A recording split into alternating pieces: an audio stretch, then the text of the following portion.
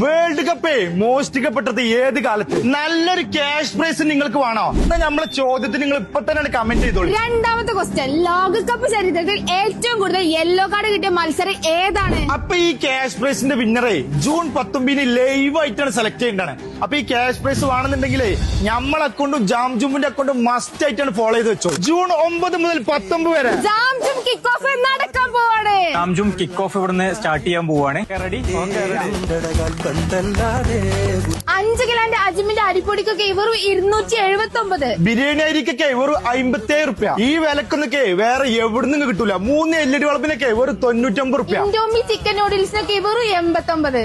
വെറും 290 രൂപക്ക് AC ബ്ലാങ്കറ്റുകൾ. ടൈഡിന്റെ 5 കിലോനൊക്കെ വെറും 539 റുപ്യ. ഇതിന് ഏത് ഫേസ് വാഷ് എടുത്താലും വെറും 55. ബെഡ്ഷീറ്റിനൊക്കെ വെറും 549. പ്രഷർ കുക്കറിനൊക്കെ വെറും 790 റുപ്യ. മാക്സിമോസിന്റെ ഫ്രഞ്ച് ഫ്രൈസിനൊക്കെ വെറും 89 റുപ്യ. ഇംബെക്സിന്റെ KTF സെറ്റിനൊക്കെ വെറും 1699. ഹാവൽസിന്റെ അയൺ ബോക്സിനൊക്കെ വെറും 1099 രൂപ. നോൾട്ടന്റെ റൈസ് കുക്കറിന്റെ വെറും 2599 രൂപ. അപ്പൊ നമ്മളെ ലൊക്കേഷൻ വരുന്നത് മലപ്പുറം കേക്കത്തലക്കുള്ള ജാംജൂം.